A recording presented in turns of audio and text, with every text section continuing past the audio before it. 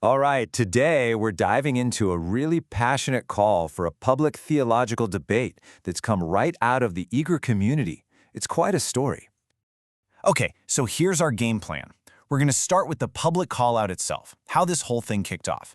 Then we'll get right to the heart of it, the big theological question that's splitting everyone. After that, we'll meet the key players in this proposed showdown. And finally, we'll dig into why the speaker thinks this is way more than just an academic argument. He believes the future of an entire nation is on the line. So, first things first, what is this all about? Well, it all starts with this very direct, very public challenge from a speaker named Hamid Nasruddin. Nasruddin comes out swinging. He opens with this really powerful accusation, saying a group of religious scholars are basically dodging a debate. And how are they doing it? By just saying their challengers aren't qualified.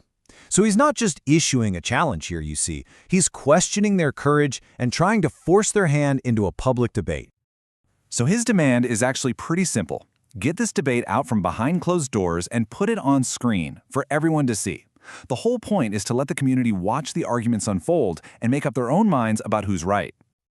But what's the actual disagreement here? I mean, what's so important that it requires a public debate?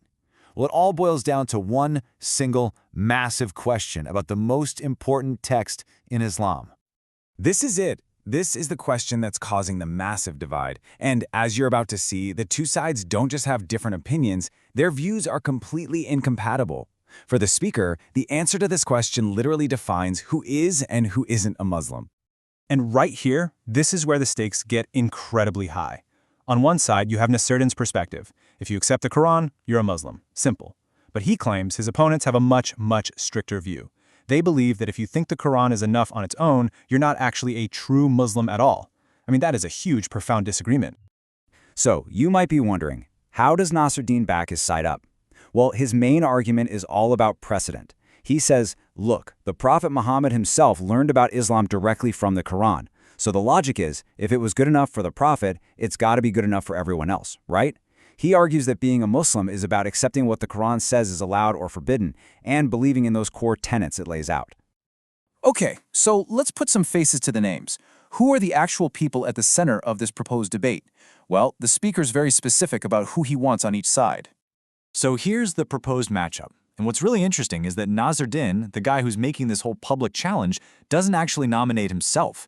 He says he's not the right guy for the job.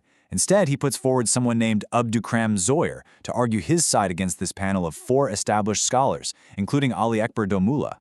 And he's really clear about why he thinks Abdukram Zoyer is the man for the job.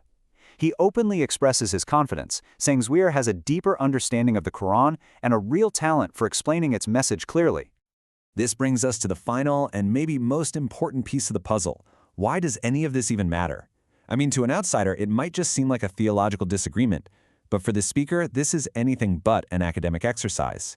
He believes the outcome has massive, real-world consequences for his entire nation. You know, he basically frames this debate as a kind of medicine for the community. He says the nation has been really hurt by something he calls fitna, which is all about internal conflict and division, and kurfat, which you can think of as superstitions or ideas that aren't really based in the core religious texts. In his mind, a public debate is the only way to finally clear the air. And here's the bottom line for him. He's drawing a direct line from this religious argument to the nation's biggest struggles. He's saying this division is the root cause of all the infighting and factionalism, and that it's literally holding the entire nation back from making any real progress. So, in the end, his whole appeal boils down to this clear, 3-step call to action. It's aimed squarely at those scholars he called out. He's telling them, step up, stop hiding, debate this in the open, and help clarify the truth for the good of everyone. So there you have it, a public challenge born from a really deep theological split. And it leaves us with this huge question, one that's not just for this community, but really for any group at a crossroads like this. When everyone's reading the same book, but coming up with completely different answers, how do you find a way to move forward together? Who gets to decide the right path?